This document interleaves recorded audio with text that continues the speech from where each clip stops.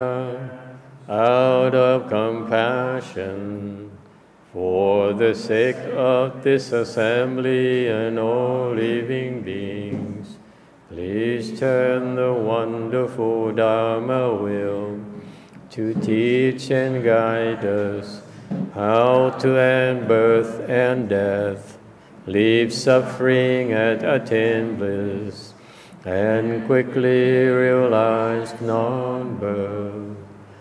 Cung tín đại đức tặng thịnh, vì thứ pháp hồi cấp nhất thiết chúng sanh, thịnh chuyên diệu pháp luân giao đạo ngã môn, như há liêu sanh thoát tư ly khổ đắc lạc, tốc chứng vô sanh.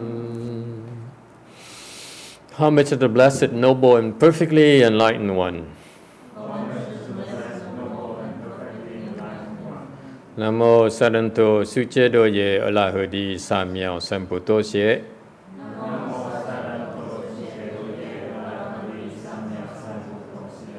Nam mô Tát Tát Tha Tô Già Đa Gia La Đề Tam Miệu Tam Bồ Đà Tọa.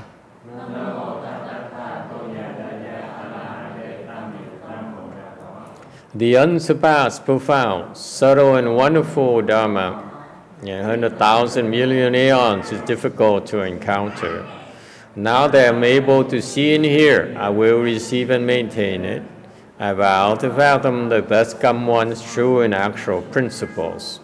Wu shang sheng she wei miao fa bai jie wan jie na zao yu, wo jin jie wen de shou chi yan jie shu lai zheng shi yi. All Buddhas and Bodhisattvas, Venerable Sixth Patriarch, Venerable YongHua, Venerable Loveful People, and all good knowing advisors, Amito Phật. Kính thưa chư Phật Bồ Tát, kính thưa Lục Tổ, Hòa Thượng Tiên Hóa, quý thầy cô và quý vị thiện tri thức, A Di Đà Phật. Phổ菩萨, 诸佛菩萨六祖师父上人，各位出家人，各位善知识，阿弥陀佛。Today is the 17th of February 2019. We are in Rosemead, California at Wei Mountain Temple. We are continuing our discussion of the Sixth Patriarch Sutra. Let me see. How do I get into this? They changed now? Is Google changed the way they do it now? Notification available. Is there present mode? Chrome. So, F5? That's F5 right there. It's F5. What?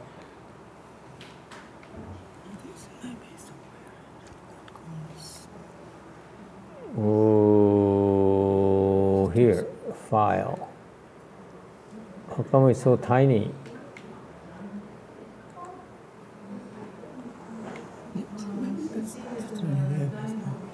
Present, yeah, there you go. Very small present.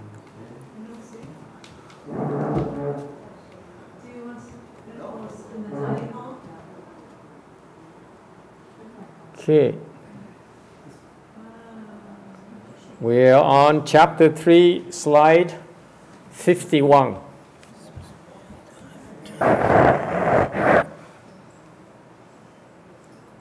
Duplicate.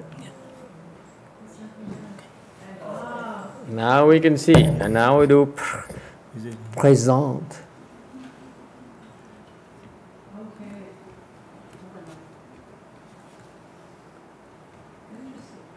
There you go.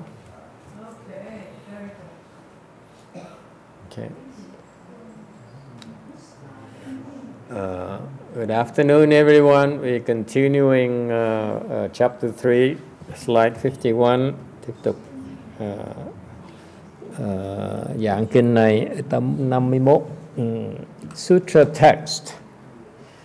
Magistrate, if the mind ground is only without unwholesomeness, the West is not far from here. If one's heart harbors unwholesomeness, one may recite the Buddha's name, but it will be difficult to attain rebirth there. Sử chuyên xin đi tan vũ bù shan xi phang chi chữ bù yuan bù yao rô hoài bù shan chư xin niên phổ quảng sân nạn tạo sử quân tâm địa hệ vô bất thiện thì Tây phương cách đây không xa, họ nếu hoài tâm bất thiện thì niệm Phật khó được bản sanh. This is fundamental to cultivation. Đây là cái căn bản của cái tu. You see, people get so excited every day about this dharma and that dharma. Người ta ai cũng là cái vị ai cũng chú trọng là pháp môn nọ. People say, oh, I should be reciting these the Tibetan mantras. Người nói là mình nên tu pháp môn Tây Tạng. Or you can go to a Taoist dharma, hoặc là tu cái pháp đạo sĩ. Or you can do Qigong, is by far the best. Or yoga is the best. Hoặc là khí công là hay nhất. Hoặc là yoga là hay nhất. Or some of my disciples go as far as saying that Chan is the best. Cái người nói là thiền là cao nhất. Yes, especially those who come on Saturday morning to our Chan class. Cheap advertising. Nhất là mấy người mà tới cái lớp thiền thứ bảy của thầy, they all seem to believe that Chan meditation is number one. There's some people who says I only meditate, I don't do Pure Land. Có người thì nói là tôi chỉ là thiền thôi, dân thiền thôi, còn cái trình độ là không phải của tôi. And there's some people who says I don't cultivate at all, only losers cultivate. Có những người thì nói là tôi không tu, mấy người mà cả lầm mới là tu thôi. You know, all those people. Okay. What the six patriarchs saying, it doesn't matter. Ngài Lục Tuấn Ngài nói sao? Ngài nói là cái pháp môn đó không quan trọng. It doesn't matter. This is the context of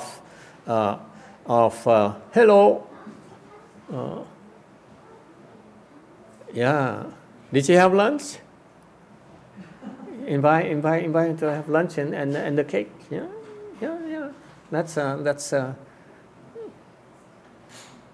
yeah. Have something. Go eat something. No. Okay, don't be shy. Yeah. Okay. So he says that that the mind ground is only without wholesomeness. The West is not far from here. The context is that the people who wish for rebirth of the Pure Land đang nói về cái cách để mà đắc vãng sanh. There are a lot of people who recite the Buddha's name. Có nhiều người như cô Quả Ngân tụng niệm Phật ngày, niệm Phật đêm, phải không? So people are very serious. They recite the Buddha's name day and night. And yet, the Patriarch says here, if your mind, when you recite the Buddha's name, is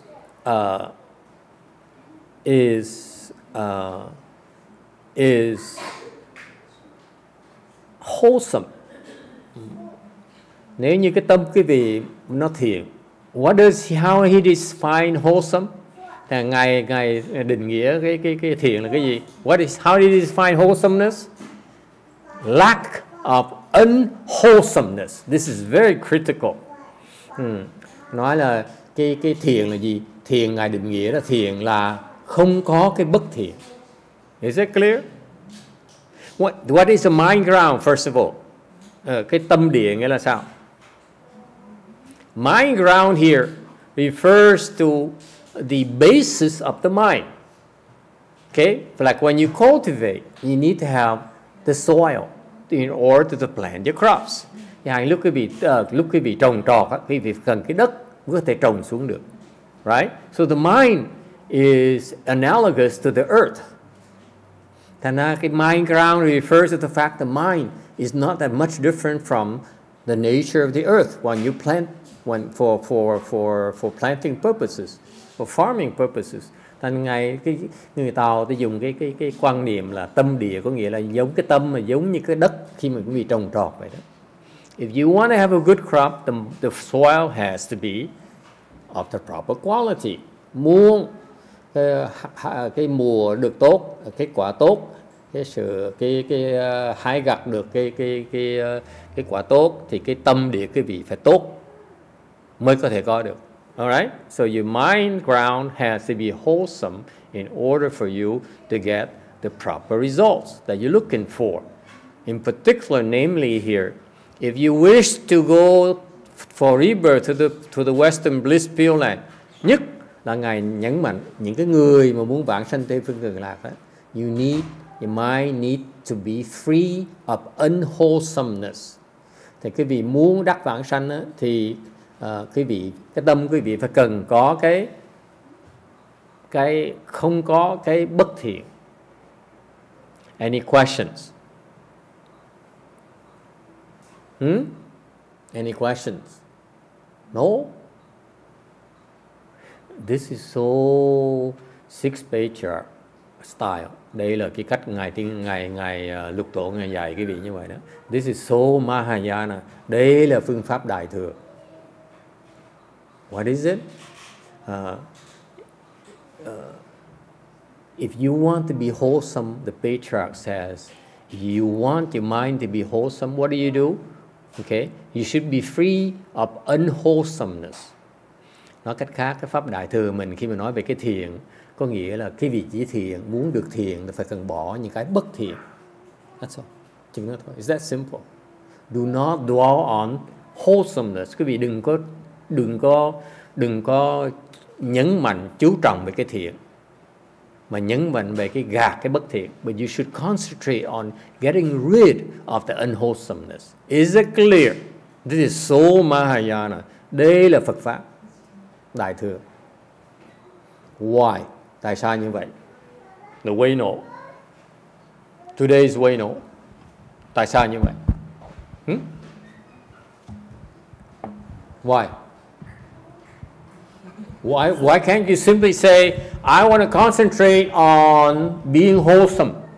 Tại sao mình có thể nói mình chỉ cần chú trọng về cái mình sống cái thiện thôi? Why is that? Why can't you simply say, I want to be wholesome? Tại sao mình không thể nói, this is very important. This is what differentiates Mahayana and Buddhism from the non-Buddhist and from the Hinayana in particular. Đây là cái sự khác biệt giữa cái Phật pháp với ngoại đạo, với nhất là cái Đại Thừa với là Tiểu Thừa.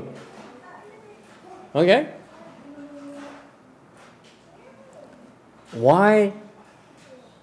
Why is that? In order to be wholesome, you focus on not being unwholesome. Hay giờ đó, cái vị muốn thiện, cái vị bỏ cái bất thiện thôi. Questions? I know you're all sleepy. We all have a very good lunch, but it's no excuse for you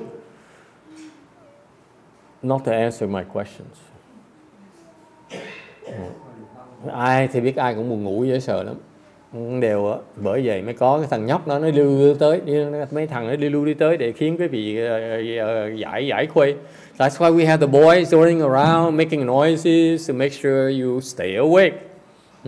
And in future, we train these boys to come over and tickle you, you fall asleep.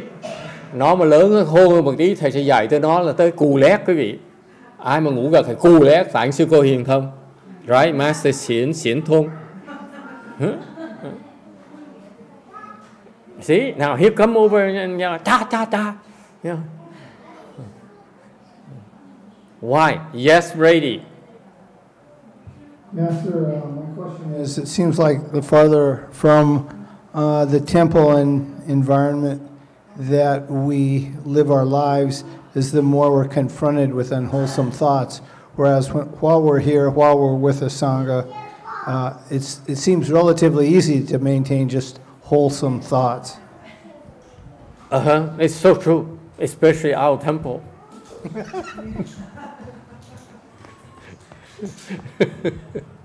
Nói cái chùa mình đặc biệt là tới đây dễ mà ở cái tư tưởng thiền lắm.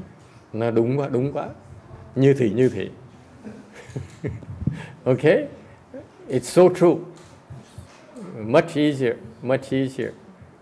The environment encourage you to harbor wholesome thoughts. Cái môi trường nó khiến quý vị dễ có những tư tưởng thiện hơn. For example, you notice one thing, for example, our temple has no commercial activities, which will change very soon. As soon as we move to a bigger temple, then we worry about money. The funny thing is that temples they tend to worry about money, have a lot of money worries. Quý vị biết mấy cái chùa ta lo chuyện tiền bạc. Yes or no? Yeah, you go to a temple, usually some sort of you feel like they're after money, after your money. Thường vào cái chùa, quý vị có cái ấn tượng người ta muốn làm tiền quý vị, right? That's unwholesomeness right there. Thì như vậy cái không khí nó bất thiện. Agree, disagree. This is what I learned from my master's temple. Đây là cái mà thầy học được ở cái chùa Ngài Tiên Hóa. It's very special in that all his way places, they don't care for your money at all. Quý vị để ý mấy cái chùa Ngài Tiên Hóa thì thấy đặc biệt cái chỗ đó là họ không có ham tiền đâu. It's so special. Okay, so that's why the environment is more conducive for you to to not have unwholesome thoughts. Cái môi trường như vậy khiến quý vị dễ không có những cái tư tưởng bất thiện. But still, why is that in Mahayana when we teach about wholesomeness, we tell you in order for you to have wholesome thoughts, you avoid unwholesome thoughts. Đại thừa mình dạy quý vị có những tư tưởng thiện thì bằng cách là tránh những tư tưởng bất thiện. Why? Tại sao như vậy? Please, someone enlighten me. Is there Any reward?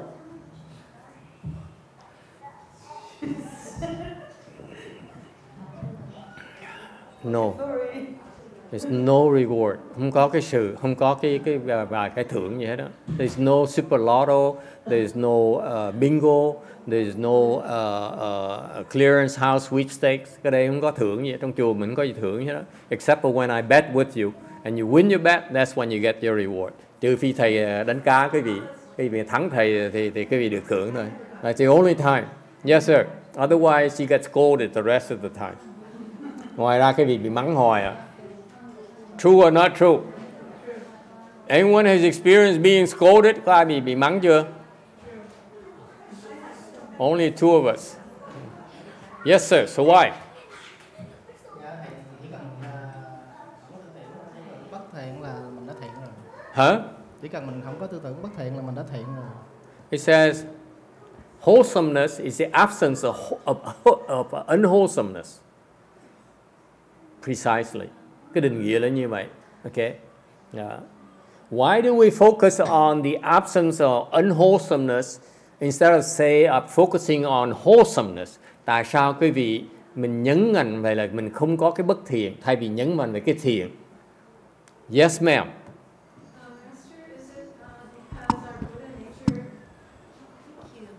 Is that because our Buddha nature is already wholesome? Exactly. The lady from Long Beach. Your Buddha nature is wholesome already. Cái sự thật là cái Phật tính của quý vị nó rất là lương thiện. What happens is as you revolve in the wheel of reincarnation, quý vị luân hồi đó, every time you're born, mỗi lần quý vị sinh ra, okay, you acquire more unwholesome thoughts. That's the secret of life. Bí mật của cuộc đời quý vị đó là quý vị mỗi lần mà luân hồi đó, lấy một cái thân mới là có nhiều cái tư tưởng bất thiện hơn. True or not true? Agree, disagree?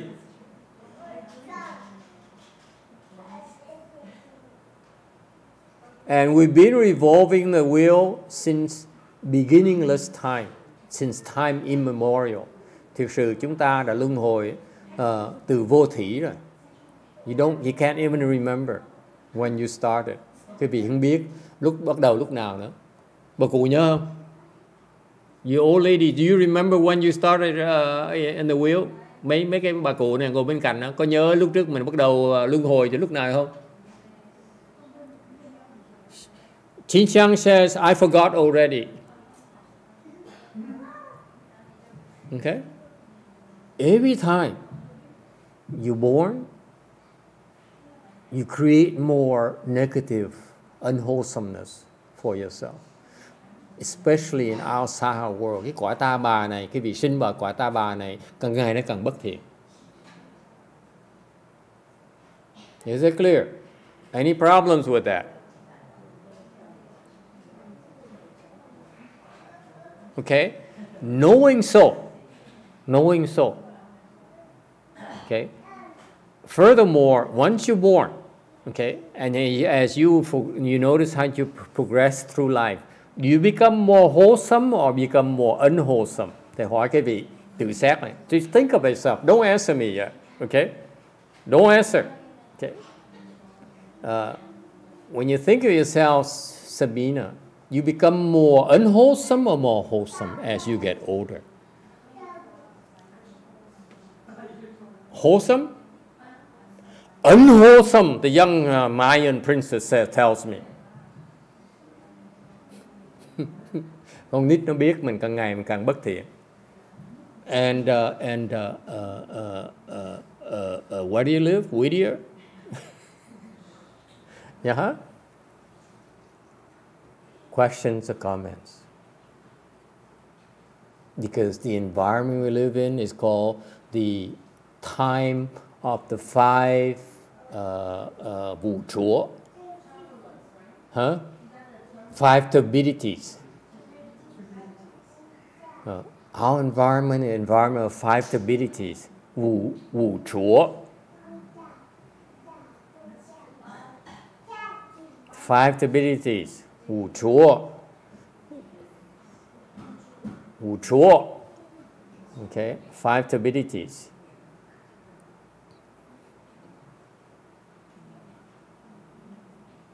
Okay, Kalpa turbidity, all those fives, I forgot.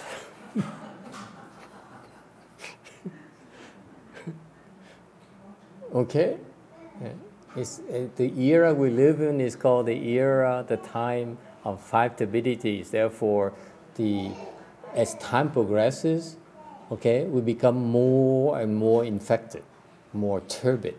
Càng vì càng sống đó, càng lâu đó, càng bị ô nhiễm nhiều, we become more polluted, more infected because of the nature of our existence. Tại vì cái môi trường mình là như vậy. Questions or comments? Agree or disagree?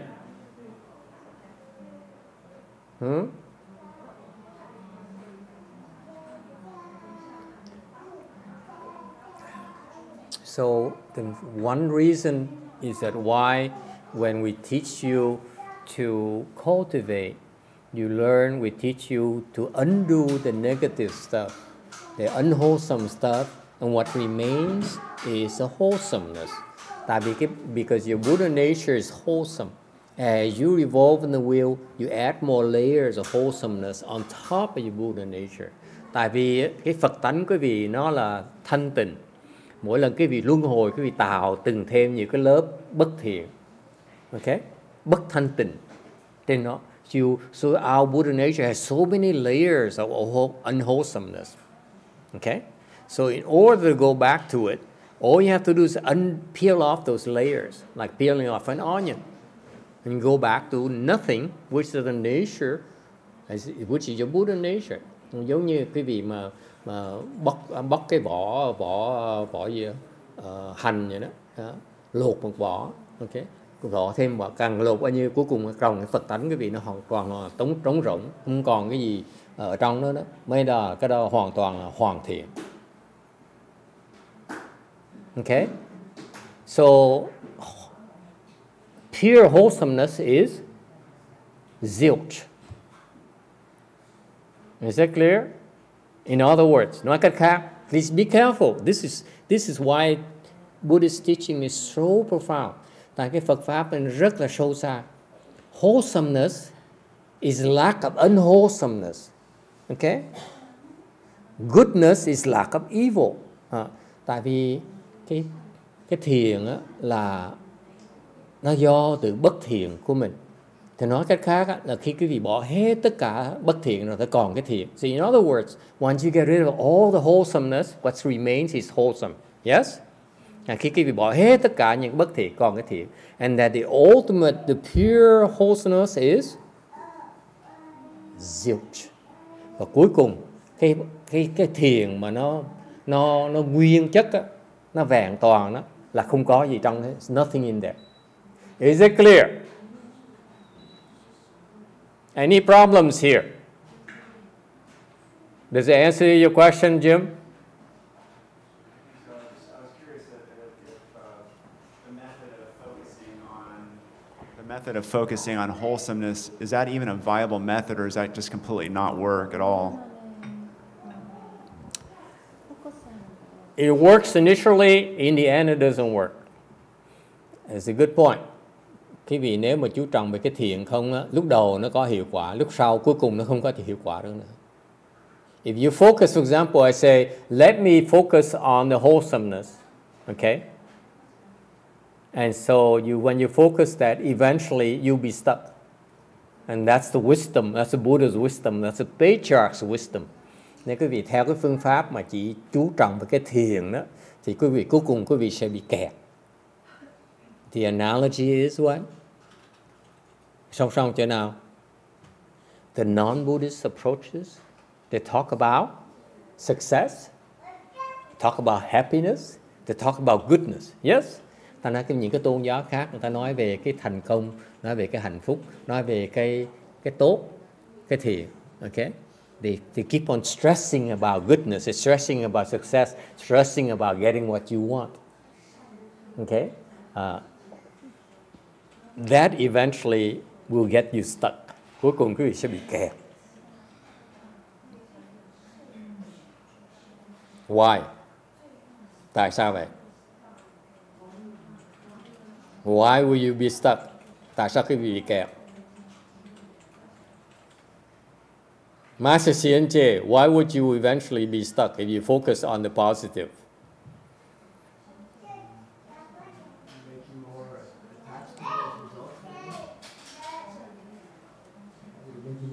More attached. Attached to what? To those wholesome feelings. Close.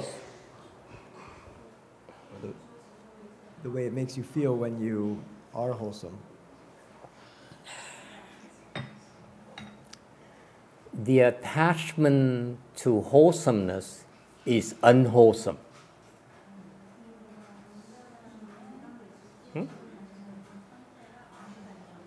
Cái chấp trước về cái thiện là bất thiện. Why? Tại sao?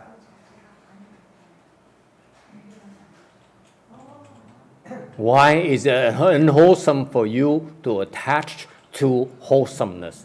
Tại sao quý vị mà chấp vào cái thiện là quý vị bất thiện? Why is that? Be very careful. This is Buddha's wisdom. Đây là cái sự trí huệ sâu xa của nhà Phật mình. I'm sorry, princess. You Catholics don't have it. I know she's Buddhist. She's my disciple. I know. I know. But I make fun of her father and her grandma. Yeah, I'm punished. So why is it unwholesome? Why is it? Anyone? Yeah? Yeah? Why? Why? Oh, yeah, sorry. It's because the Tao world, everything is not wholesome. What? Because in Tao world, everything is not wholesome. In what word? In this world, everything is not wholesome. It's always changing. In Korea word, No, everything is unwholesome. it always I changes. know. It says everything in the Korean world, everything is unwholesome. Người Đà Hàn nói bất cứ cái gì mà nó đều, cái thế gian này đều là bất thiện hết. You are depressed, aren't you? It's a little bit of depression I'm detecting here. Juan just joined us. The premise is that if you want to be wholesome, the Patriarch teaches you want to reach wholesomeness, you should focus on not being unwholesome. Okay? You don't focus on wholesomeness. You focus on not being unwholesome. That is the Buddhist wisdom. Only Buddhism has that. Phật giáo mới có như vậy thôi. Okay? We excel at avoiding unwholesomeness. Okay? And the question is, why is it? Why is that? So why do we teach that? And the answer is that because if you focus on wholesomeness, you are attached to wholesomeness. Right? And so why does attach, and when you attach to wholesomeness, then that is unwholesome itself. Nếu như quý vị chấp vào cái bất thiện đó, quý vị chấp vào cái thiện thì cái đó là bất thiện. Tại sao như vậy? Wisdom from the Far East right there. Trí huệ từ người Á Châu. See how the Asians have a better way to handle this. Why? If you attach to wholesomeness, it is unwholesome. Nếu quý vị chấp vào cái thiện là quý vị bất thiện. Why? Because we still have the desire and our ego is still in charge. You still have the desire. What desire are we talking about? Sex, food, sleep, or what? We have the desire that, Sorry. that we're better than the others, people. Let me see.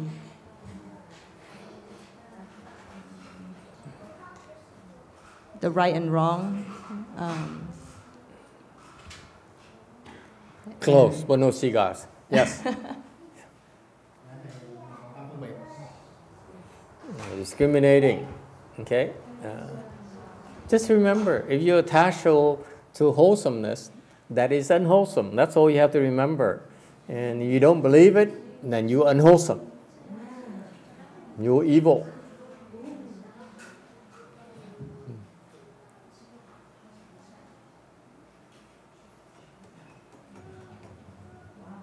That's all. It's that simple. You don't believe it, you're unwholesome. That's why you don't believe it. Anyone who doesn't believe is evil. Huh? That's it. You don't need any more definition. Can you train the boy to, slap? Hey, Yarit. Beat up on her. First row. Never mind. Okay. If you attach to wholesomeness, that itself is unwholesome. Nếu quý vị chấp vào cái thiện này, cái đó là bất thiện. Why is that? It's because naturally you will reject unwholesomeness. Because your discrimination, một khi quý vị phân biệt ra, quý vị chấp vào cái thiện, thì tự động quý vị sẽ bỏ cái bất thiện. Agree, disagree? When you attach a wholesomeness, you reject unwholesomeness. Yes or no? Yes? That rejection there is evil.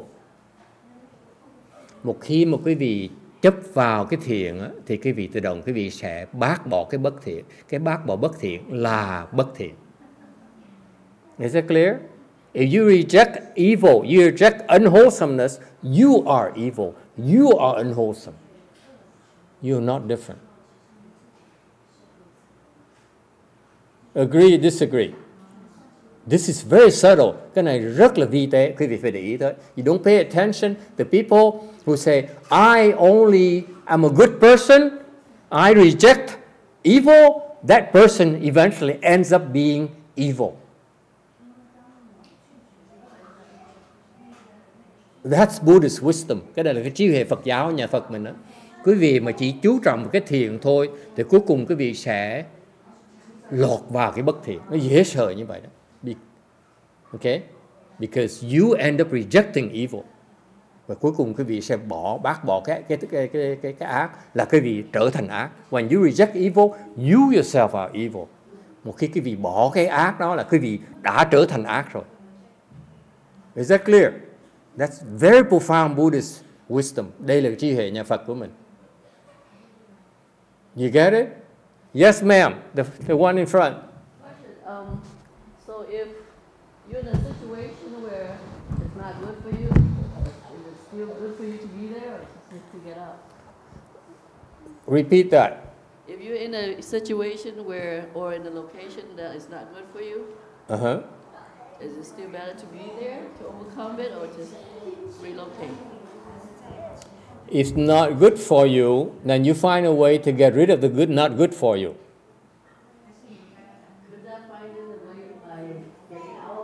You can get out of it. You can lie down and let them run all over you, trample all over you. It doesn't matter as long as you get rid of that unwholesomeness. It doesn't matter. There's no fixed rules. But there's two ways to either stay where you're at or get out of it. Either way works. Either way works. Yes. If you're strong enough, you stay there. If you're weak, run away. Okay? Ta hỏi là cái trường hợp mà nó bất thiện, cái chỗ không tốt cho quý vị, mình chạy hay là mình ở lại. Thầy nói nếu quý vị yếu thì bỏ chạy, quý vị mạnh thì ở lại. If you're strong enough, you stay there. You take it.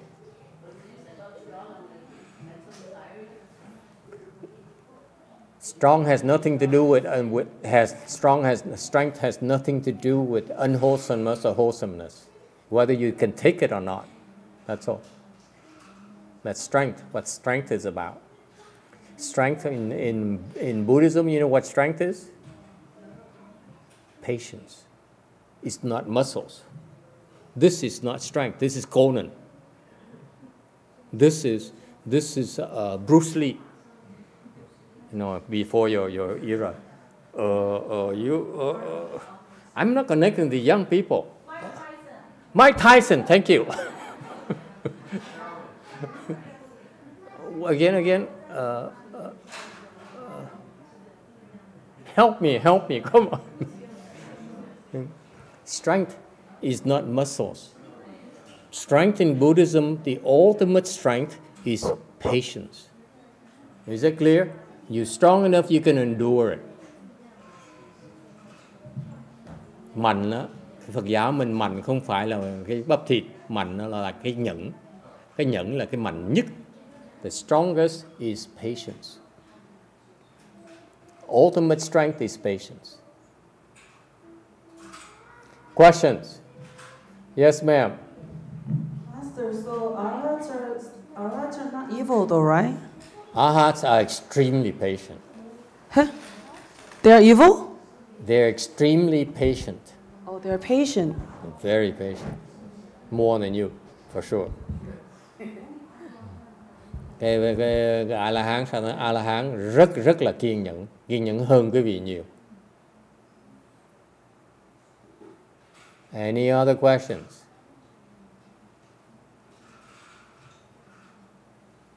So the mere fact, the theme is that if, yeah, go ahead. So we should accept unholiness, so we get unwholesomeness, so we can fix it. I'm not saying we accept it. We reject unwholesomeness. We get rid of unwholesomeness. We don't accept it. You accept it, you're evil. Is that clear? You accept it, you are evil. You reject unwholesomeness.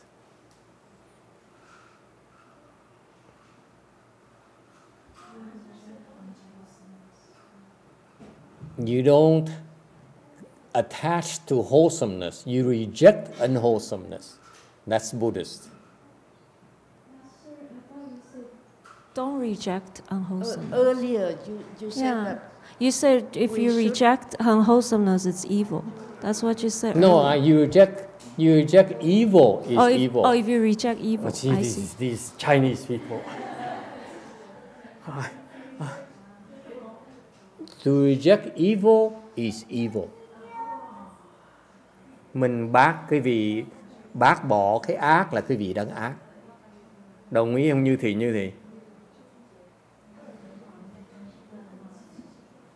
It's very subtle. If you reject evil, you are being evil. Nhớ cái chuyện này. Cái vị mà bác bỏ cái ác là cái vị đấng ác. Yes, ma'am. So what do we do with evil? What do we do with evil? What do we do with it if we don't reject it? We don't reject it, right? What do we do with evil? That's a good point. What do we do with it? Now the Asians are worried. They say, this is so anti-Asian. We Asians believe in goodness more so than the Caucasians. Người Á Châu vì lo dễ sợ. Nói là trời ơi sao mà cái nền văn hóa chúng tôi là chú trọng cái thiện. Bây giờ mình bỏ cái ác làm sao mà sống được? How can we possibly be Asian now? Yes, sir, in the back. The Caucasian has a solution. We don't reject evil. We let it be. We don't know what came about, so we avoid it, sidestep it, don't dwell on it. No, this is why the Caucasians are in big trouble.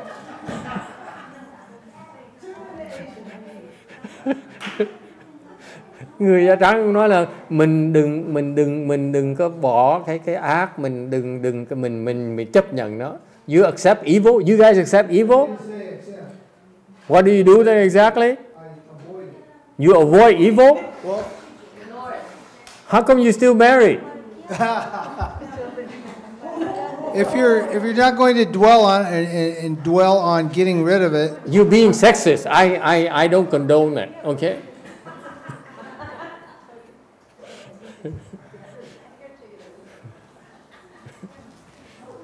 You know, Anna, you had to warn me before I prepare my lecture differently whenever, Princess is here. No.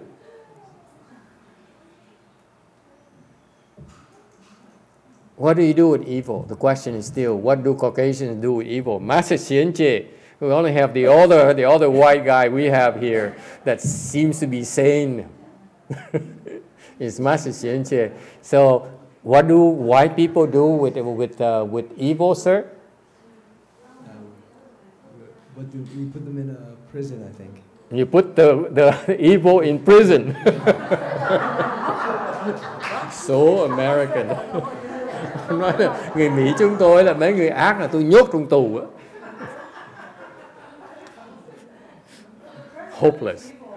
Hopeless. So what do we do with evil?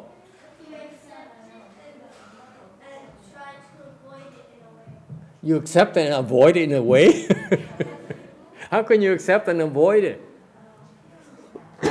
Excuse me. You can accept it and you just when you accept it, you try not to see it too much.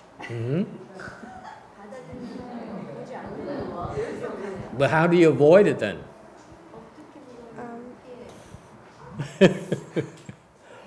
Excuse me.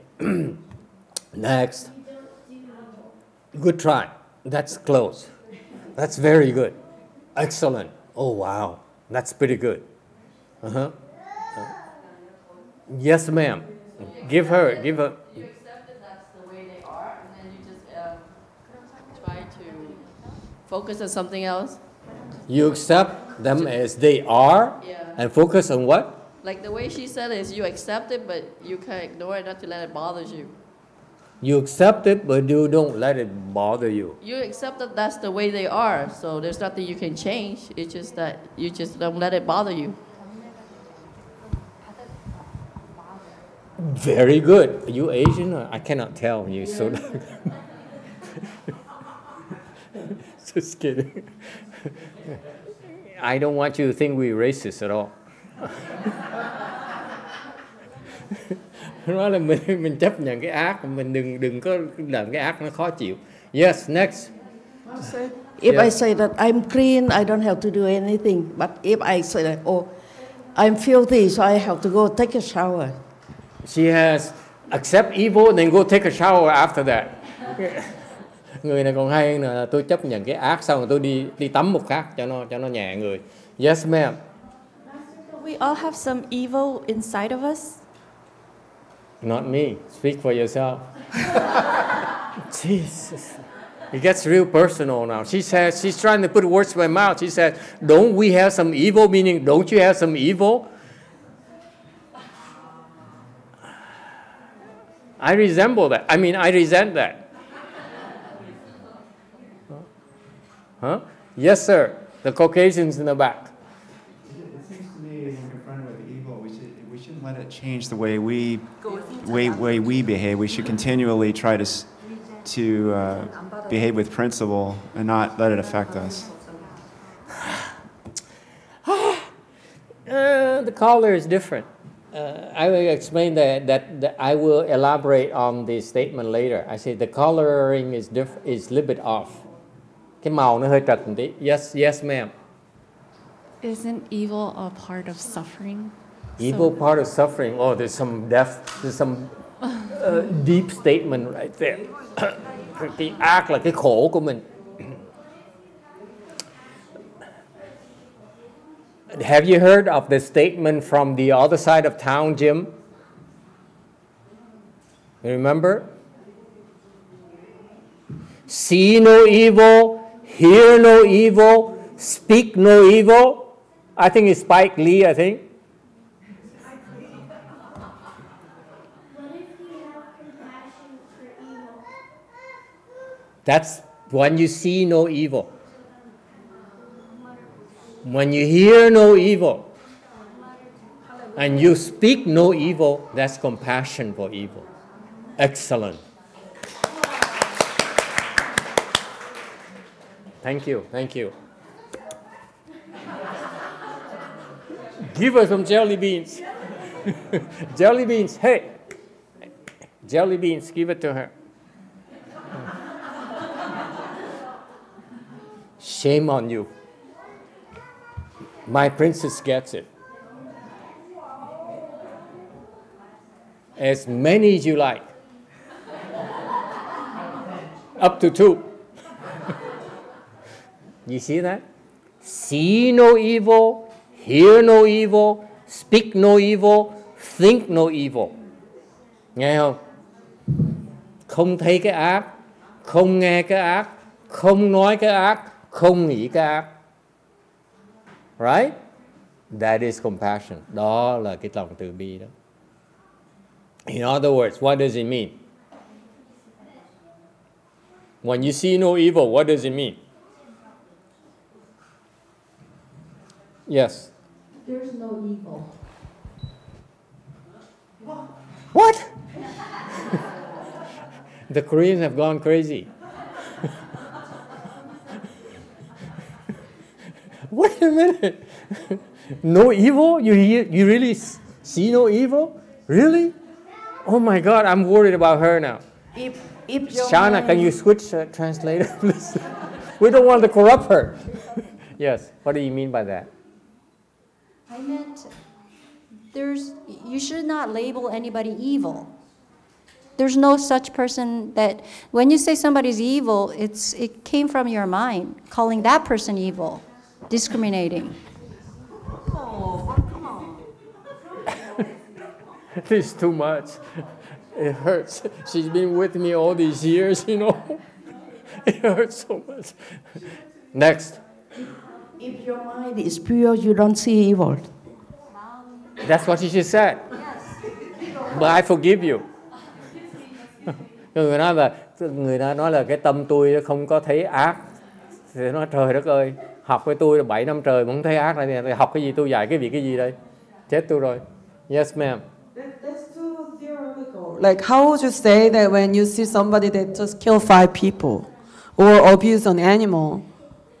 Like, speak no evil is okay, but like if you say there's no evil person, and then how would you say to other people like there's no evil person when obviously in the world there are a lot of evil people, right? This girl, she's about to shave her head. I'm going to have second thoughts about this. Cái cô này tôi xin thầy cạo đầu, thầy nói là bây giờ tôi thấy không thấy ai ác là thầy chết rồi, chết với tôi rồi. I don't think she's appropriate for us. She says, I don't see anyone evil. I said, what's the matter with you? Làm sao đi tu được? How can you possibly lead the home life? You see no one evil. Oh my God. Now he's scared. He doesn't want to admit. Next. Anyone wants to comment? We have an internet comment. Yes, internet comment is safe. Keep the distance, yes. The internet person says you see that the other person has a Buddha. She or he? Their name is Chicken to You. Chicken so I can't tell. Okay, it's indeterminate gender. Yes. That's their YouTube name. Europe. They say you see the person has a Buddha nature, the other person, and you see yourself making mistakes too, so that you see those people are making those people are You see a making person mistakes. having the Buddha nature, you don't even know what you're talking about. This chicken person.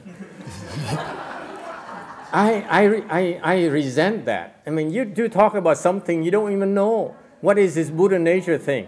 Is it black or white? Is it male or female? Is it chicken or human? You gotta be kidding me. You talk about things that you don't even know you're talking about. Thầy nói là cái Phật tính nó không có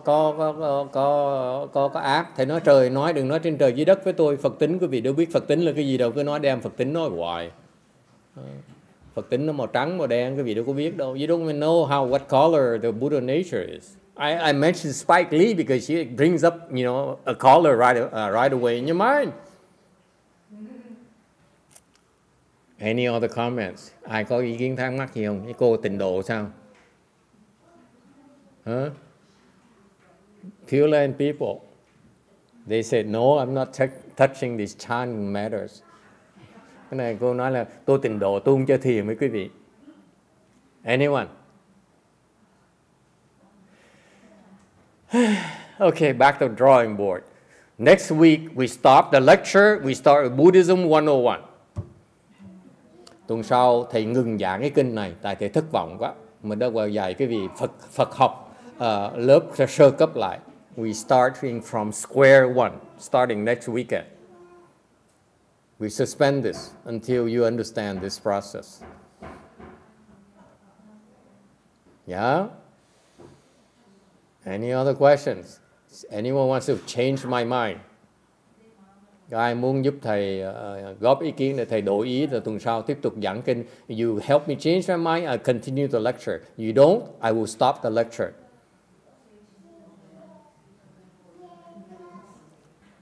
Now Billy feels the pressure. Yes, sir. Well, I mean, this term evil, it sounds, I mean, it's a label, it's a discrimination. Now, there's behavior that's, I mean, I don't know, what do you describe when someone does something horrible? And I mean, are we not, we're not, I mean, to perceive, we there's... Oh, that is so original. What are we supposed to do with it? He drives 2 hours here to come to tell us that there's really actually no evil at all. No, I didn't say, well, there's bad behavior, that's for sure. Is it evil? I don't know. You don't know about evil.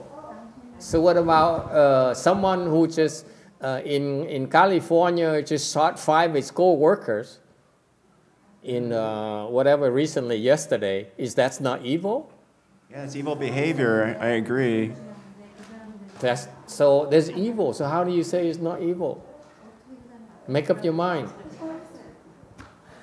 Which one? Is it evil or not evil? Well, I would say there's a difference between the behavior and then someone being evil. I don't know what that means. Talk to your wife about behavior.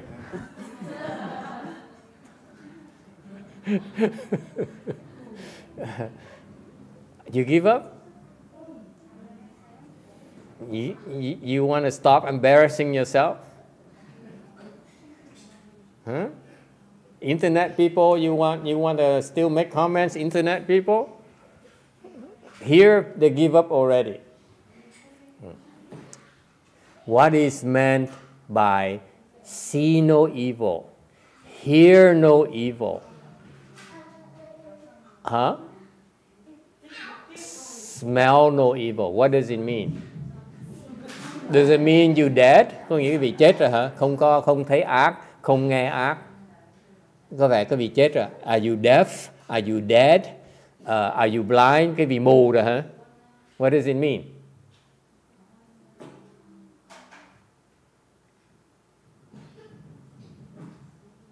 What does it mean?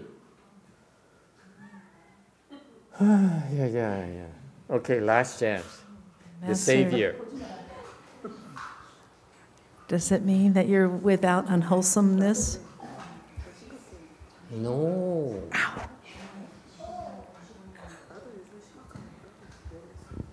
It means that do not look at others' evil. That's all it means. Có nghĩa là quý vị đừng có nhìn thấy cái ác người khác. Nói chừng đó thôi. That's all it means. Is it clear?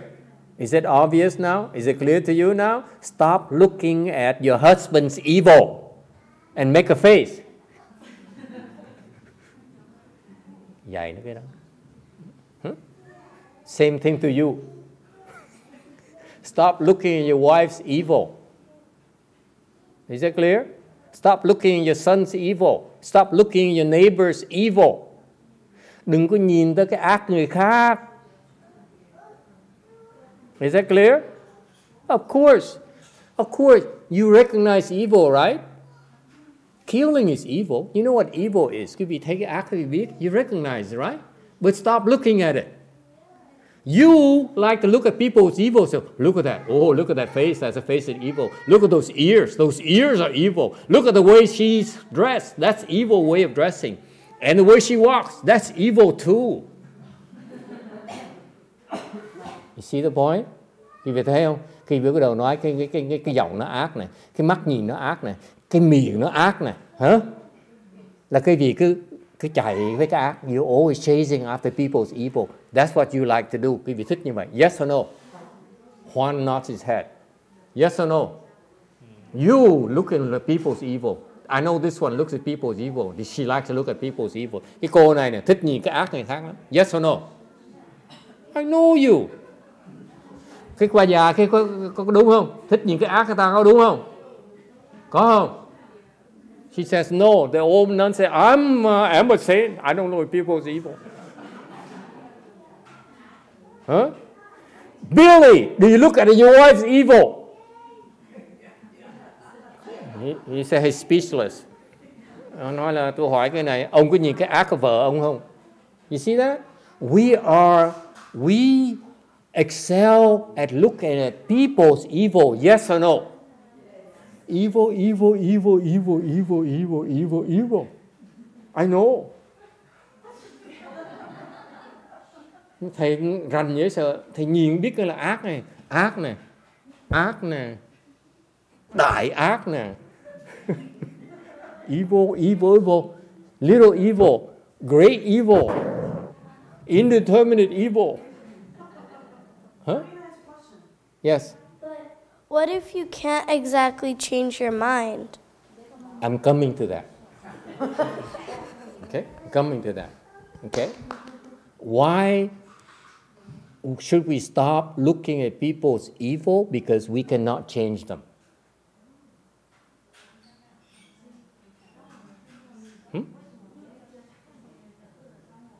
It's none of your business. Không phải chuyện của quý vị. The fact you like to look at evil, that is evil. Cái mà thích nhìn tới cái ác người ta, cái đó là ác. Yes or no? It is evil to enjoy looking at people's evil. Anna, how come you're hiding behind me? Vicky. Huh? Is it clear? You instinctively enjoy looking at people's evil, and that is evil. Cái quý vị thích nhìn cái ác người ta, cái đó là cái ác, cái bản tính ác quý vị. That's the evil reflex response you have. So the teaching is see no evil. Thành người ta, tổ sư dạy đó sao? Không thấy cái ác. Meaning what? Stop looking at people's evil. Đừng có nhìn tới cái ác người ta. Okay? What do you do instead? Làm cái gì? What do you do? You have your eyes. What do you do now? Look in the mirror. That's evil enough right there.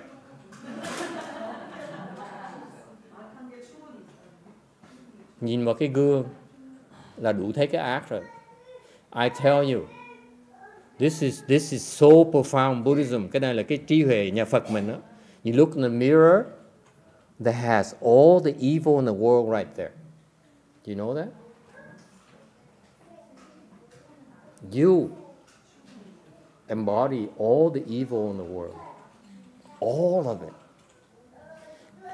Mình là có hàm chứa hết tất cả cái ác trong cái thế gian này là mình có. We have it. Don't need to look outside. Đừng có nhìn người khác. Look at your own evil. And get rid of it. Bỏ đi. Okay? You see where you evil, cut it out. Thấy cái chỗ ác của mình. Do not look at people's evil because you cannot cut them off. They will sue you to death. Đừng có đòi chặt cái ác của người ta. Nó kiện quý vị chết luôn á. Okay? You go bankrupt. Your wife will divorce you. One. Okay? You only look at your own evil and get rid of your own evil. Mình chỉ nhìn cái ác của mình, bỏ cái ác mình. That's all you do. That's how you become free of unwholesomeness. Đó là cái cách để quý vị trở thành không còn bất thiện nữa.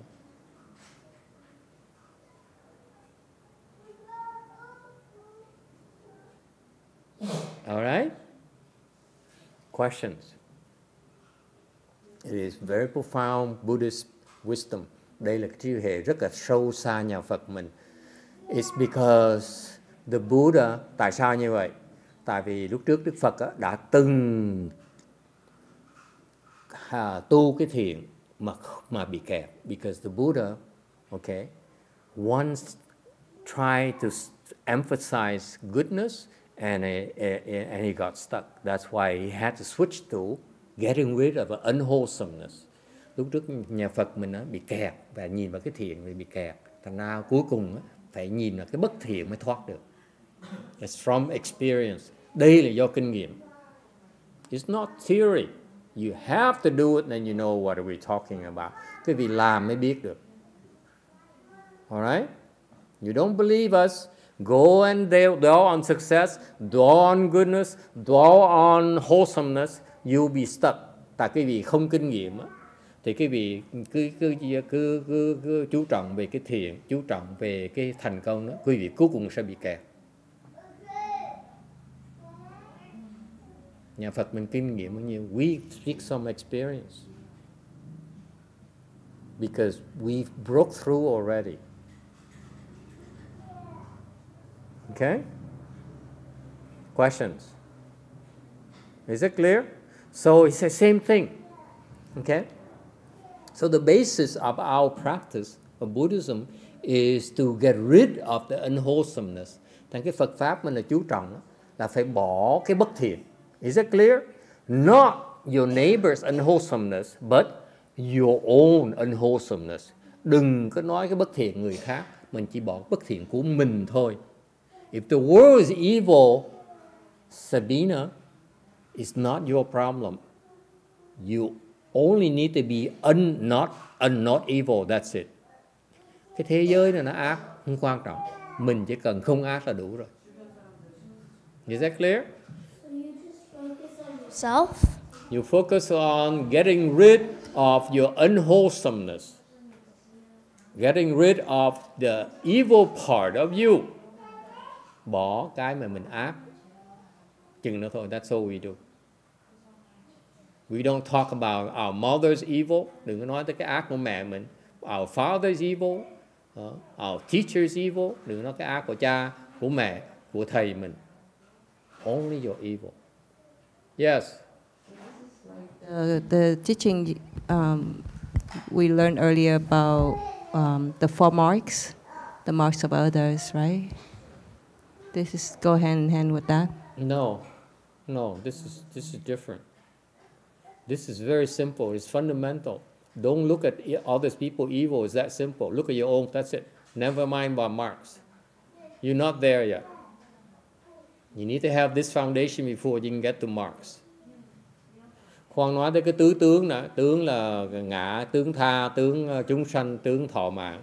Đó chưa tới, mình chỉ nói rất là căn bản là mình đừng nhìn cái ác này khác. Don't look at others, see no evil, hear no evil. When they speak evil, you hear nothing. Okay? Người ta nói chuyện ác, mình tai mình điếc. Is that clear? That's all you do. That's fundamental to Buddhism. Phật giáo mình như vậy đó. Căn bản mình là như vậy đó. Okay? If you have that, okay, then you have a chance for rebirth yourself.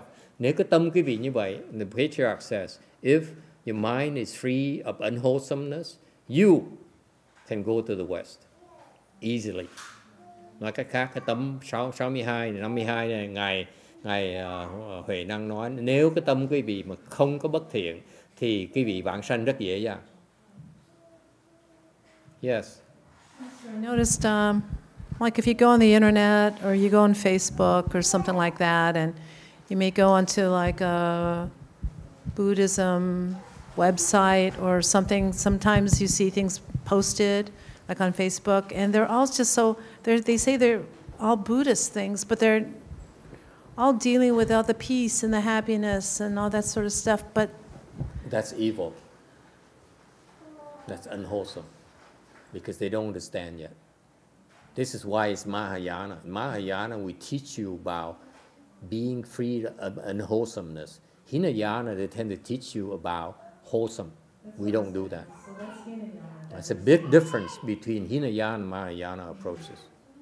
Because Hinayana, eventually, they'll be stuck on wholesomeness. We are not stuck on wholesomeness. Thành ra bên tiểu thừa, đại thừa nó khác chỗ đó. Tiểu thừa thì nhấn mạnh về cái thiện, còn đại thừa mình nhấn mạnh cái tránh cái bất thiện. What if you do something evil in order to do something good? Don't do that. You don't have wisdom yet to do that.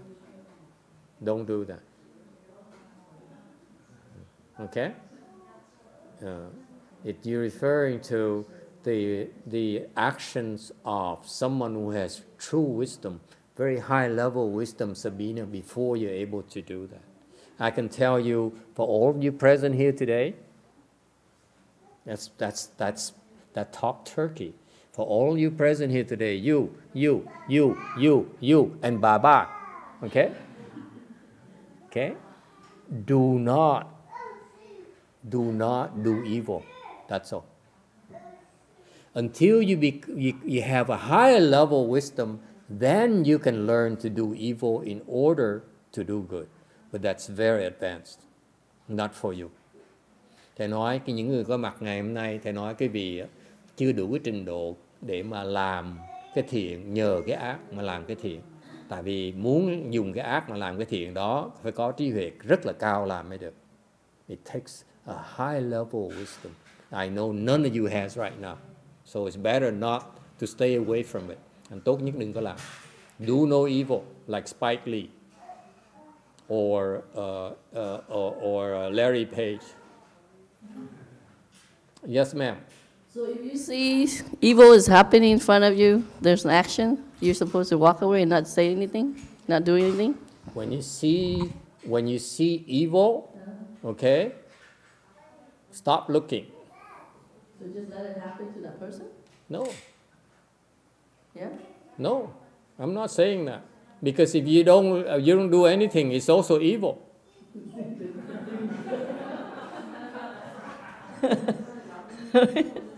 All the teaching is about is that do not dwell on people's evil. Doesn't mean that you ignore it. So you should ignore it? Sometimes you ignore it, sometimes you don't.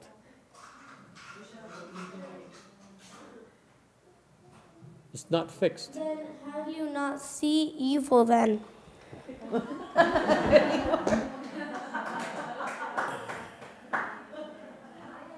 You close your eyes, honey.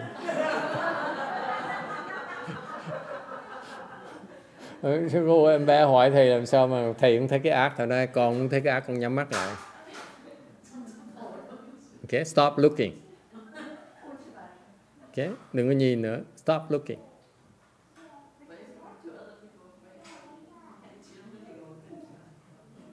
Yeah, you look, people are doing evil, but you don't see anything.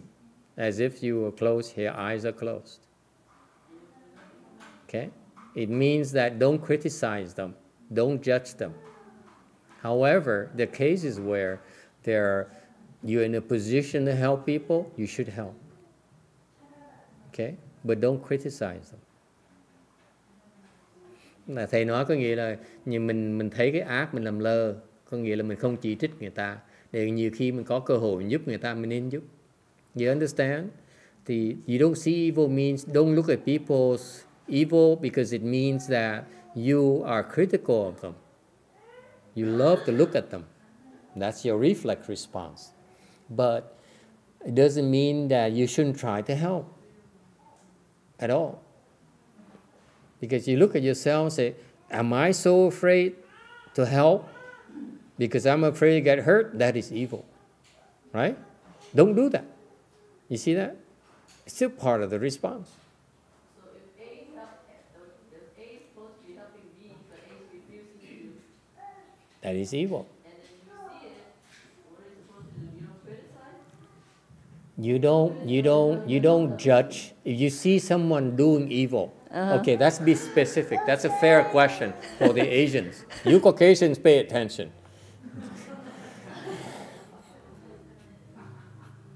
You non-Asians, I mean. Okay? What to do when you see evil being done? It's a fair question. Yes? Yeah. Dạ, mình thấy cái chuyện ác, làm sao mình hey, Alon, go hit Go Yin on Oriole, slap her face.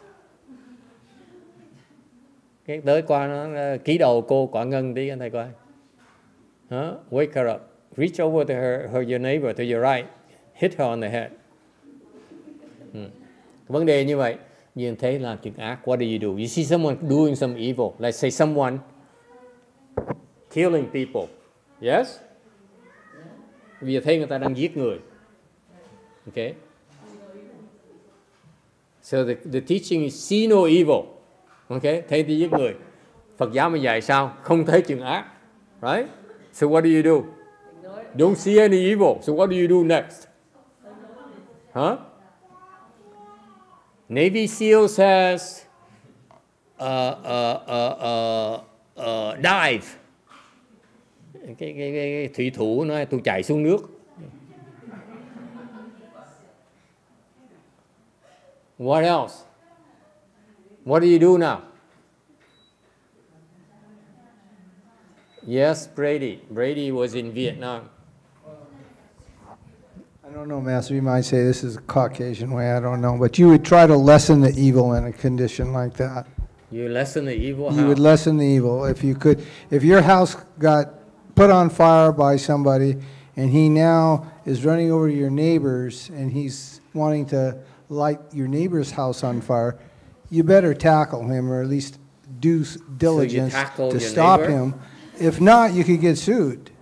You might even get citation for not trying to stop him. Where do you live? Whittier? Yeah. Okay, I'm not moving to Whittier.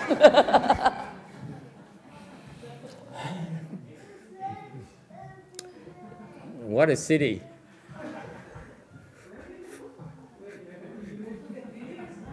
I don't envy you, Anna. Never. I would never move to Whittier if that's like that. I'm staying in Pico Rivera.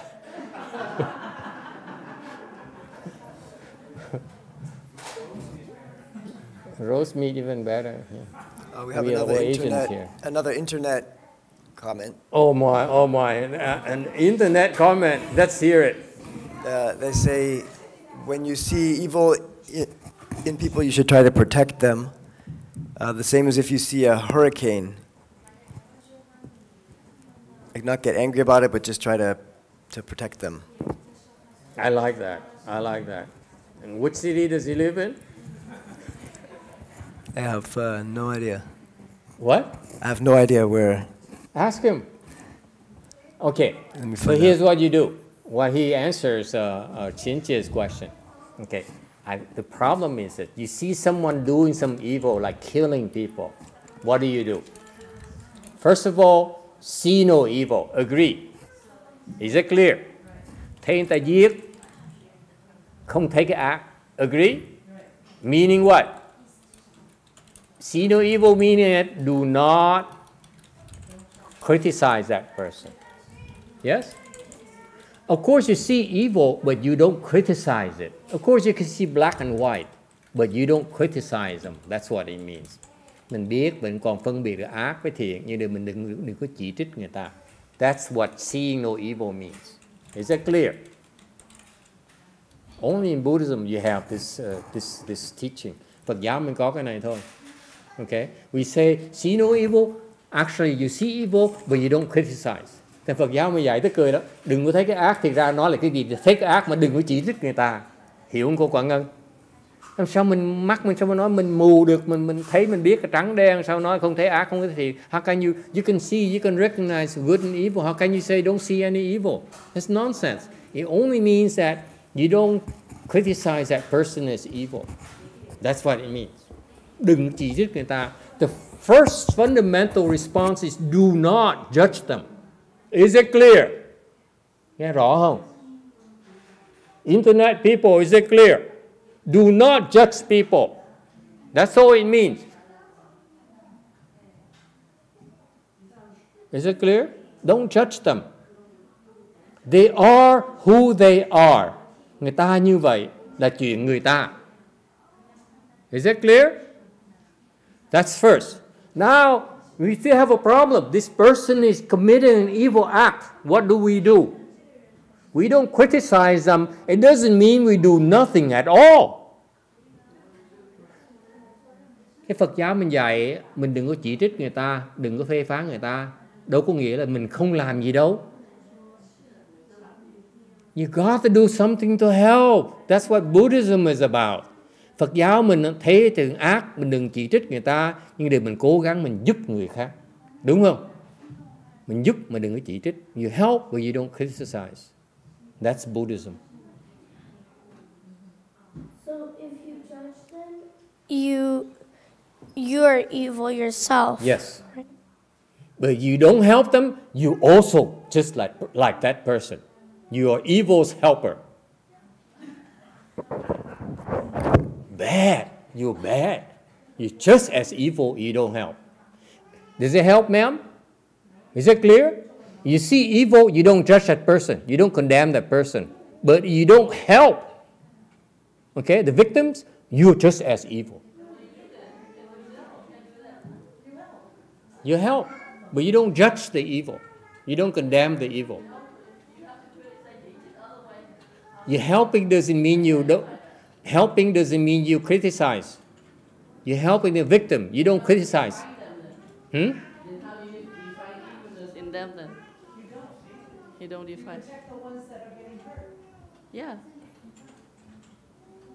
Yes. So if you criticize this A person in order to help the B, but you're saying not to criticize, then how are you going to help the B? It's like contradicting. Helping and criticizing are two different things.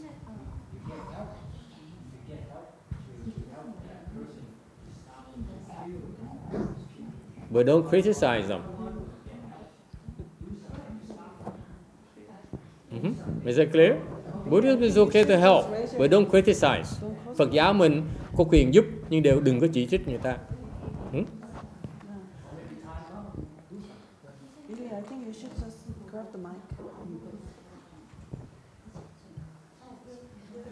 There's a question in the back. No? No more question? Never mind? They give up? Yes? Question, yes, sir, Billy. You help if you have the right strength and wisdom? Yes, you help them. You use your best ability to help people. That's part of being a Buddhist, part of Buddhism's teaching. But you don't criticize the aggressor. You only focus on the victim. You don't focus on the aggressor. That's Buddhist wisdom. It's very profound wisdom. You do that, you're on the right track. If you help and you say, oh, that's a bad person, you're evil. That's Buddhism. You cannot help and criticize because that's still evil.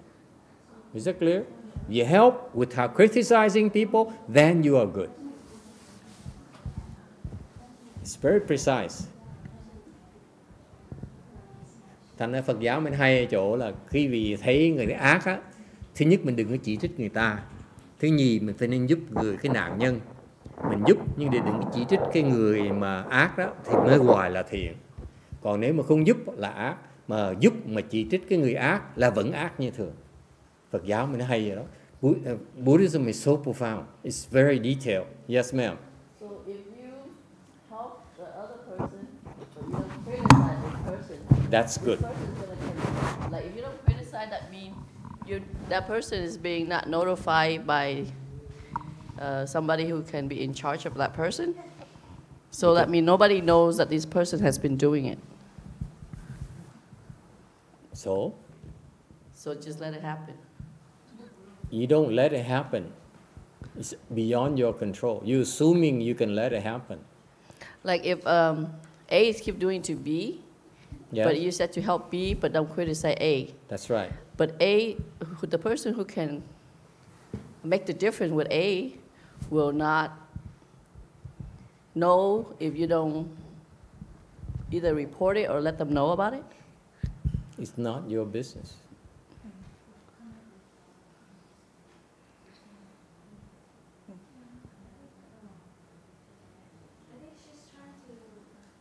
I understand her point. I'm trying to point out to her that if you notify the authorities, you're harming A. You don't do that. It's not harming it, it's trying to stop it from continuing. How are you going to stop them? You're harming A. Because somebody above A can stop A from continuing it. It's not your decision. Okay. Your decision is involved in helping the victim, not stopping A. That's a subtlety there. Until you have real wisdom, you can try to stop A. When you have no wisdom, help the victim. That's the teaching.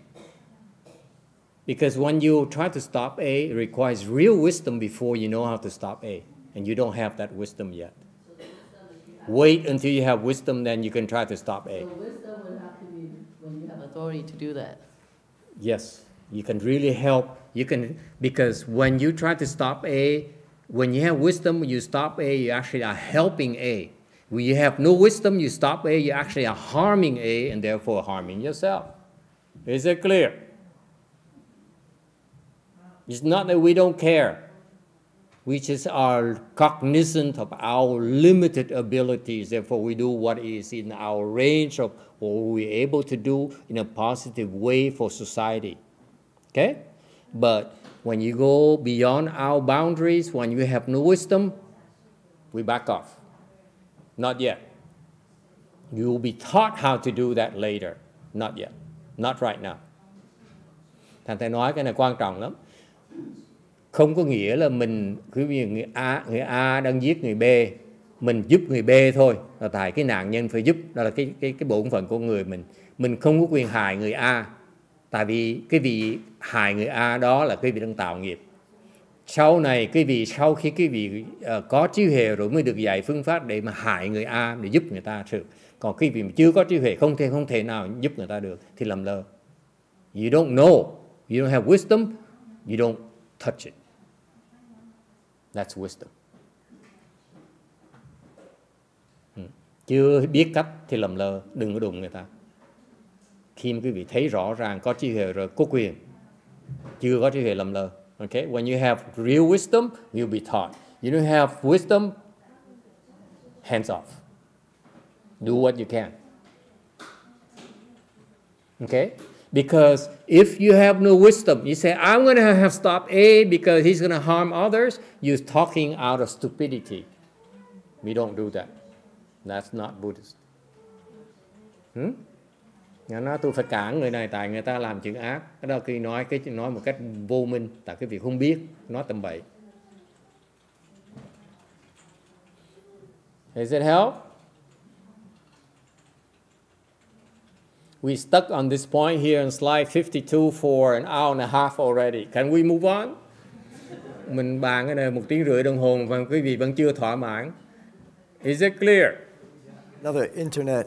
I still have another internet dissatisfied customer. Có một người vẫn chưa thỏa mãn. Yes, go ahead, spit it out.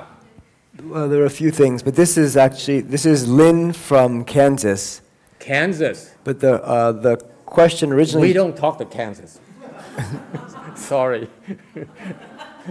Go ahead. One question was if we could clearly define what Mahayana Buddhism means by good and evil. Yes. You don't need to go to Mahayana, sir. Kansas is the same as California in good and evil. Thằng cái bên mạng ta nói bên từ Kansas á, tiểu bang Kansas ta gãi qua, ta hỏi là phải định nghĩa thiện với ác. Thầy nói Phật giáo thiện ác chỗ nào? Thầy nói Phật giáo thiện ác ở bên California, tiểu bang California với tiểu bang Kansas nó giống nhau. Exactly the same thing here in California. What's good and what's evil? What's evil?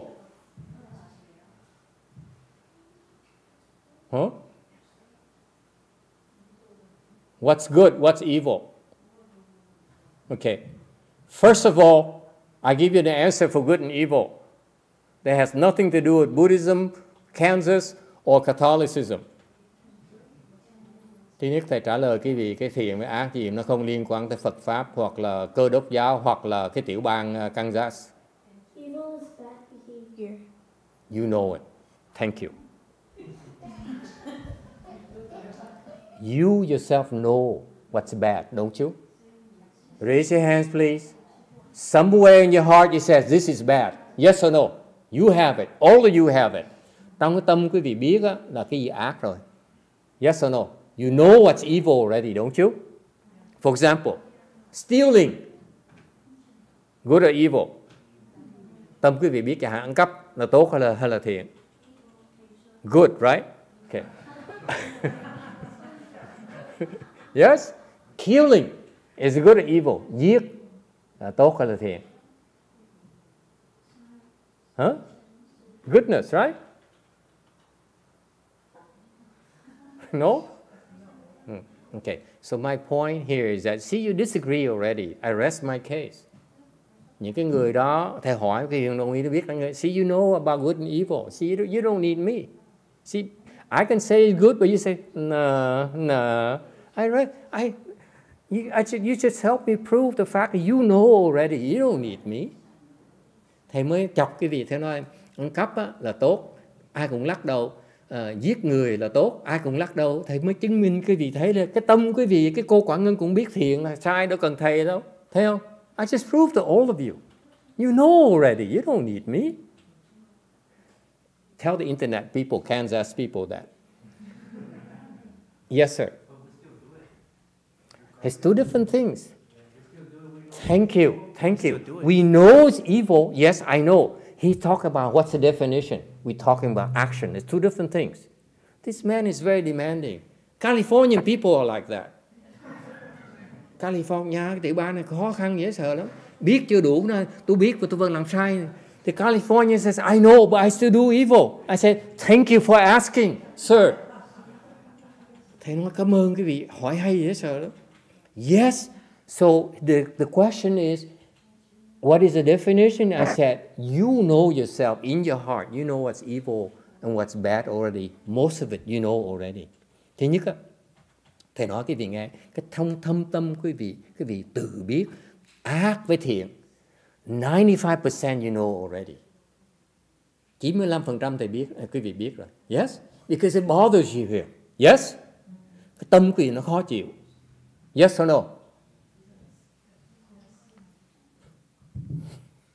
Please. Okay? You know. There's a 5% you're not sure. Yes? Còn phần quý vị không chắc. Yes or no? Sometimes you're not sure. Yes? You say,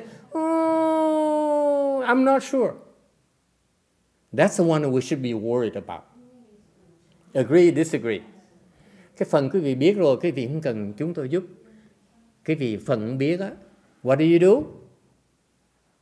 You ask the person with wisdom. That's the definition of evil and good. Là cái định nghĩa của thầy, thiện với ác cho nó đó. First of all, you yourself know what's good already and what's evil already. There's a part where you're not sure, you should go ask someone who has wisdom. That's all. That's my answer. Don't worry about Buddhism, don't worry about Catholicism, don't worry about Taoism, don't worry about the scholars, doesn't matter. You know yourself already, and when you're not sure, make sure you ask someone with wisdom, not just any idiot. What if you don't ask someone with wisdom? Then What if you're you an don't idiot. ask anyone? Sorry. Anna, can we have a talk? Can we talk about this? I apologize. She takes it so well. Yeah. There's some wisdom in there somewhere. You understand? That's when you're not sure. You should go and ask someone who has wisdom. Okay? So what is wisdom? I don't know. Does it make sense? Someone who has wisdom, meaning that you should check, make sure this person really has wisdom. Don't just listen and believe just anyone. That's the meaning of someone has wisdom. Don't just believe anyone. Look until you find someone who has real wisdom. Don't just believe it's your mother, your father, your teacher, your monk, okay, your priest, your friend. Doesn't matter. Until you find someone with wisdom, then you can trust. If not, keep on looking and looking and looking. Keep asking and asking and asking. Is it clear? What happens, you find out, Sabina, as you go to take more classes and you grow older, you stop at your teacher. You stop at the first person you know, and that's not wisdom. Okay? Thành ra thì vậy là cái gì quý vị không biết á, là cái vị nên kiếm cái người mà có trí huệ. Người có trí huệ là ai? Không có nghĩa là cha mẹ mình, không có nghĩa là thầy mình, không có nghĩa là ông sư, không có nghĩa là bà ni, mà phải cái người nào có trí huệ mình mới tin được. Mình không cần biết ai, chỉ cần biết người có trí huệ thôi. Sometimes it's better ask someone, a lay person who has more wisdom than a monk. Nhiều khi người tại gia có trí huệ hơn người xuất gia. It's very common in Buddhism. Okay? So you keep on asking and checking for a person with wisdom. Until you find a person with wisdom, you have to keep looking. That's my answer. So before you do something you're not sure is good or evil, Don't do you it. have to ask someone. Don't do it. Good question. Thì như cái trường hợp của quý vị mà sắp làm cái chuyện mà không chắc chắn quý vị nên làm gì, đừng có làm. Don't do it until you're sure. Okay? Just back off. Okay? Just wait. I wait until I'm 18. You like it, Sana? Yeah, I'm making amends now. You have a big mouth. Okay? Another question from Lynn. What? From where? Lynn is in Kansas. Oh no! Oh, not the Kansas person. This is too much. Go ahead. Just let the Kansas person go first. So far away. I'm not sure if that's a he or a she, but Doesn't matter. they ask how we don't discriminate against genders. So the question is, how do we know a person has wisdom? What do we use in ourselves to recognize it? You keep on seeking. This is a good point. The point here is that you have to look for wisdom, for personal wisdom. Would the wisdom be someone you trust? That now you have to go to Buddhism to have a definition of wisdom. Wisdom is someone who is enlightened. Not just experienced, not just educated, not just old, not just rich, not just Warren Buffett, not just Bill Gates, not just Jeff Bezos, not just your best friend. Someone who is enlightened is a person who has wisdom. In Buddhism, we call a person who has wisdom is a person that must be enlightened. Before that, you have no wisdom. Phật giáo mình dễ sợ lắm. Cái quý người có trí huệ là Phật giáo mình chỉ người mà giác ngộ rồi mới thực sự có trí huệ. Cái người mà chưa giác ngộ không có trí huệ. No wisdom in unenlightened people.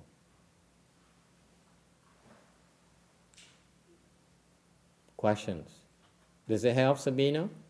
This young lady here asks real good questions. I'm sorry, my answers are not that good as your questions, though. Shame on me. I see no evil. I don't see evil in myself. Very good. Very good. One more jelly bean. Excellent. I'm so proud of her.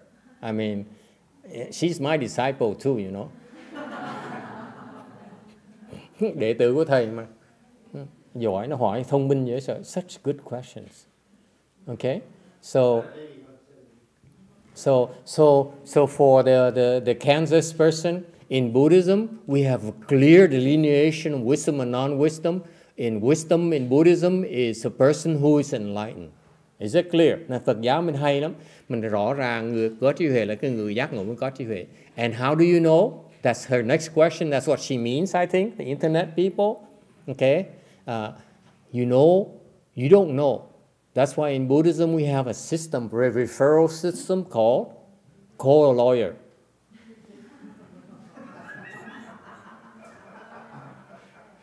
Phật giáo mình có hệ thống là có xác nhận đàng hoàng, gọi luật sư quý vị.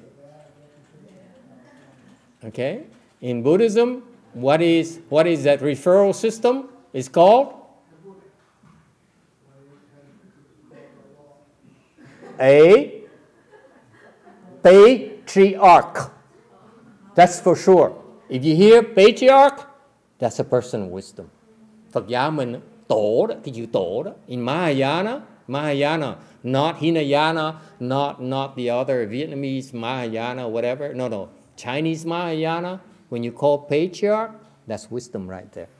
Phật giáo mình đại thừa mình, cái hệ thống đại thừa mình đó, gọi là tổ đó, người có trí huệ. You don't call yourself patriarch. You are not certified patriarch unless you have wisdom. Cái người tổ đó đều có trí huệ hết. And the patriarch designates the next person with wisdom. He certifies them. Cái người tổ đó, ta xác nhận cái người khác có trí huệ. That's the patriarch's job, by the way. Cái người tổ đó, bổn phận người tổ là the patriarch doesn't necessarily have to teach. He has to certify the next in line, next generation. Cái người tổ một cái nhiệm vụ. I finally figured out, I asked myself for 20 years, I asked, what does the patriarch do?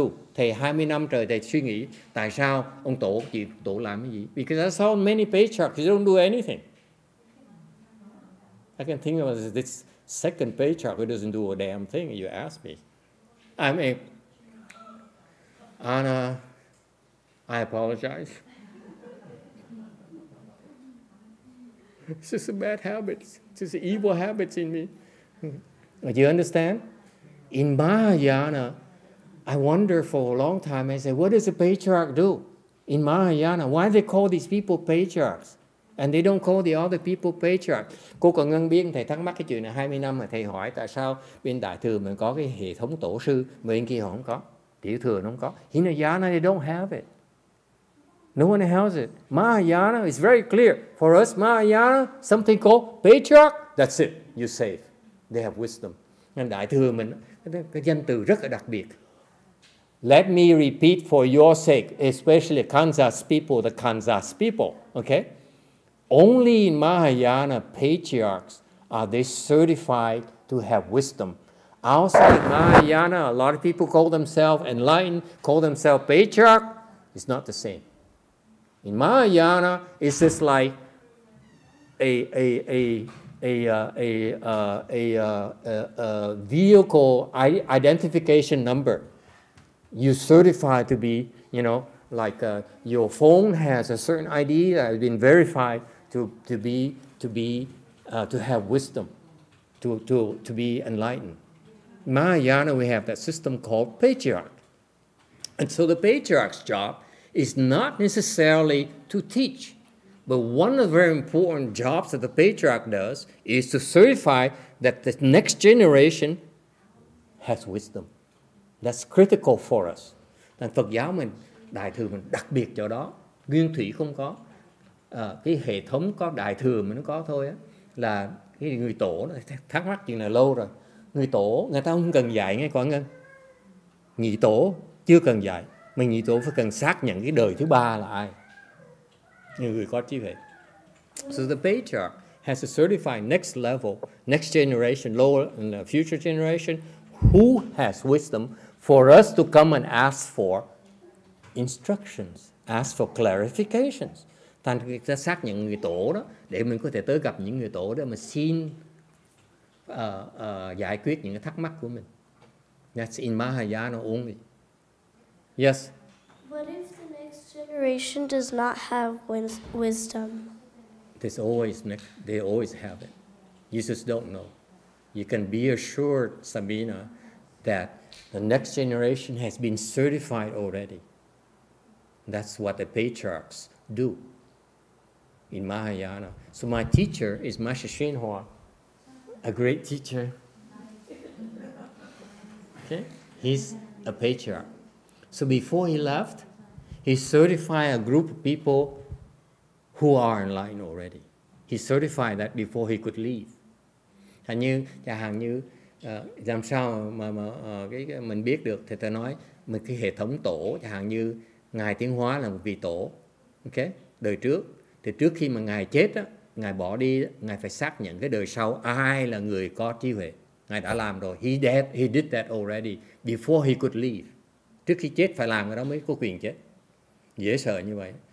Meaning you cannot kill a patriarch until he's done his job. Nói cách khác, cái người tổ, cái vị giết họ không được, trừ họ chỉ chết sau khi họ làm xong việc rồi họ mới chết được thôi. They cannot die, they cannot leave until they're done certifying the next generation. So that's why he had to wait and wait and wait and wait until he's certified. Then he could leave. Thành Ngài Tiến Hóa phải đợi xác nhận xong hết rồi mới đi được. That's what he did. So he certified second patriarch, ông xác nhận đời thứ nhì. He certified the other idiot, I mean the other guy, and the other guy, xác nhận rồi đó, okay? Mới chết được. Then he died. That's only in Mahayana. Đại thừa mình có như vậy. So that's how answer to Kansas people that you don't recognize them. There's no way for you to recognize someone has wisdom or not. You use the referral system. Dial 1-800-lawyers. Okay? Does it help? It's fantastic. Only Mahayana do you have this. Đại thừa mới có thôi. Only unique to Mahayana. Đặc biệt Đại thừa mới có thôi. No one else has it. So for example, Chan Patriarch, sixth Patriarch is a Chan Patriarch. Chẳng hạn như cái thiền tông mình đó, là lục tổ đó, là những người giác ngộ đó. He certified the seventh Patriarch. Ngài đã xác nhận cái đời tổ thứ 7. And his colleagues, his peers have also certified teachers as well. Because on later chapters, he certified like 20 different students. Tại mấy cái chương sau này, Ngài Lục Tổ mới xác nhận 20 mấy người đệ tử Ngài đã giác ngộ rồi. Okay? But he had a lot more than that. We only know about 22. Đều giấu hết, chỉ có cho cái vị biết 22 người thôi. He only allowed us to know about 22, but he has like hundreds. I assure you, Ngài Lục Tổ có mấy trăm đệ tử luôn, để cho cái vị biết 22 người đại đệ tử thôi. He only let us know about 22 great disciples only. Great disciples. But he has a lot more. You have to wait till later chapters. Sau này giảng tiếp quý vị mới thấy. It's fantastic. It's so beautiful. Yeah. Is Kansas happy?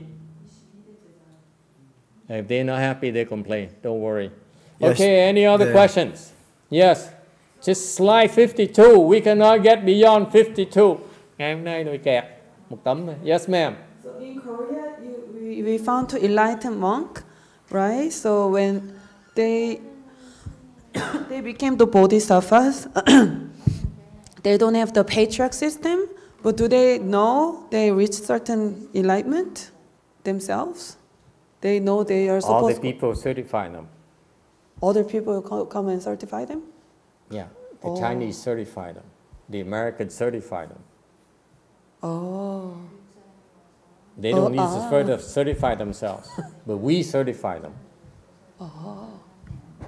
Because some Koreans told me that when I said, Master says, Chonghwa S님 was second ground bodhisattva, several people told me, oh, I have heard that from somewhere, that he's second ground bodhisattva. So they were like kind of like rumor, kind of like common idea, people spread around.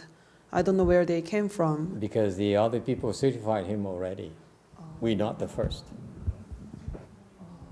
So people know. Of course we know. How do you know when you're wise?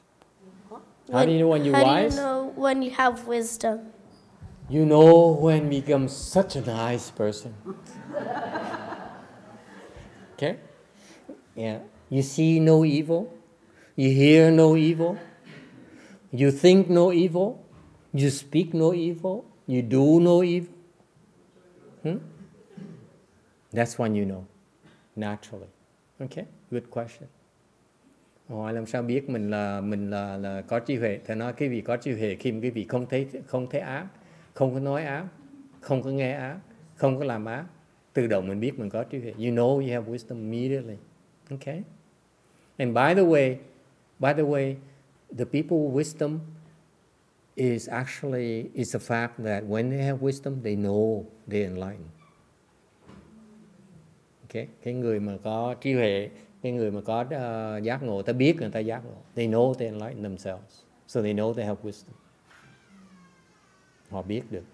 So that's why Master YongHua does not need anyone to certify him. Because he's enlightened by himself. His teacher is not, but he's enlightened. Sư phụ Ngài YongHua, người Đại Hàn, không phải là người giác ngộ, mà Ngài Trung Hóa là giác ngộ. Nên khi lúc Ngài giác ngộ rồi, Ngài tự biết mình giác ngộ. He knew that he was enlightened himself. He doesn't need his teacher. Okay? Does it help? All right. Can we move on so that I like to finish the next slide and then go to next section? Yes, I can. Yeah, go ahead, ma'am. No, my question had to do with Sabina's question about Master answered her that everyone knows if they're doing good or evil, that they actually do know. But I've seen people who are confused that they're doing evil, but they think they're doing good. Mm-hmm. So in those cases, they wouldn't be asking for advice. Yeah. So if we all follow, so there are times where we're confused about good and evil, isn't it? That's why we usually go ask to be certified. So for common people? That's why in Buddhism, when you and believe kids, you have wisdom, you should have someone else certify you. You don't decide for yourself, you have wisdom. Right, so for kids, when they're wondering if they're doing good and evil, what should they do? They should assume they have don't no know. wisdom. Until someone certifies you, you have no wisdom. That's the answer. Trước khi mà quý vị được xác nhận, quý vị không nên tự coi là mình có trí huệ. When you assume you have wisdom, then it's not safe. Okay? What people certify you? The patriarchs certify you because their job is to certify you. And then you now, once you become certified, you certify the next person. Okay? Tổ mới xác nhận cái vị được. 53. No more question. I have 5 more minutes. Okay? No more questions. Okay? 53. When one's heart harbors unwholesomeness, one may recite the Buddha's name, it will be difficult to attain rebirth. What he says, if your mind is unwholesome, it's extremely difficult to attain rebirth. Một khi mà cái tâm quý vị đó, nó có hàm chứa những cái ác, quý vị rất khó mà đắc vãng sanh. This refers to the fact that the people who think that they can recite the Buddha's name, attain rebirth by themselves. Cái này là nói về cái tự lực. Những cái người nghĩ là dám tin rằng mình có thể tự niệm Phật mà đắc vãng sanh đó, thì đây là cái bài học của những người đó. This pertains to those types of people who says, I recite the Buddha's name, I'm pretty sure I can go to the Pure Land. I'm pretty sure I can help people go to the Pure Land. Okay? Có những hàng người nói, tôi niệm Phật, tôi tin tôi có thể đắc vãng sanh được. Tôi tin tôi có thể giúp người khác đắc vãng sanh được. And this is the answer, the Patriarch answer to them. It says, if your heart harbors unwholesomeness, if you have these negative thoughts, you cannot attain rebirth, let alone try to help others get rebirth. Is it clear? Cái này Ngài hạng dạng rất là hay. Ngài nói có những người hạng người nó nói tôi niệm Phật cả đời tôi. Okay. Tôi chắc chắn tôi đắc vãng sanh, tôi chắc chắn tôi giúp người khác đi vãng sanh được. Thì Ngài Lục Tổ Ngài dạy rằng nếu quý vị có niệm Phật cả đời đi nữa, mà nếu quý vị trong tâm vẫn còn những tư tưởng mà bất thiện đó, đừng có hòng vãng sanh, nó khó lắm. Mà đừng nghĩ mình có thể giúp người khác đắc vãng sanh được. Cái này không thể có được. It's not possible. Okay? Is that clear? This is unequivocal. What's the word for that? What happened to my English advisor? Okay? Unequivocal, whatever. Irrefutable. Yeah. Unequivocal, there you go. Something like that. Okay?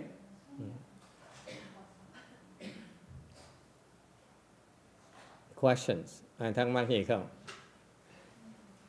I want you to refer, you lay people, and I want you, when you go to prayer, remind this thing here. Because if you think you can attain rebirth by reciting Buddha's name by yourself, good luck.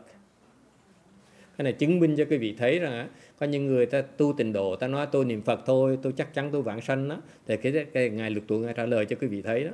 Quý vị niệm Phật cả đời đi nữa mà tâm còn những cái sân hận, những cái tham sân si đó thì đừng có hòng mà vãng sanh được đâu. Đừng có tưởng bở. Is that clear? It's so cool. This is he's doing us a favor. Giúp biết bao nhiêu người tu. And you know the funny thing is those Pure Land people, she's sleeping. She has no interest in that.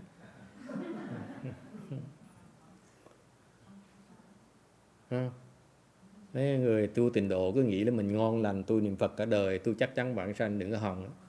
Cái chắc chắn đó là chết ngay lập tức. You say, I decide the Buddha's name, I'm so sure I'm going to attain rebirth. That you so sure right there is evil. Unwholesome. Cái dám quả quyết đó, cái đó là thiếu cái thiện ở trong đó. Tại đừng có hòng vãng sanh. Is it clear?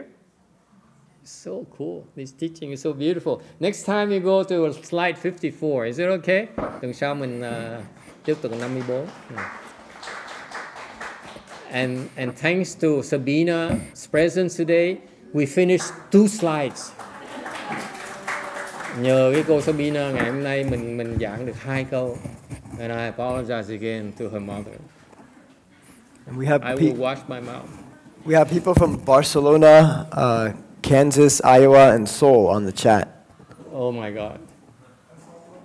Confused people talk a lot. Thanks for tuning in. See you next week. Thank you. Từ xa tới từ bên gì đó Bồ Đào Nha, bên Kansas, bên gì đó xa xôi, ta nghe. You know they're like wee hours in the morning right now, and they stay up to listen to the lecture. That's so cool. Hiện bây giờ bên Âu Châu là 3-4 giờ sáng. Yeah? 10:30. Let me exaggerate a little bit, Cynthia. Ignore my comment, please. Yeah? Yeah, and gender. Just kidding. Okay, thank you, everyone.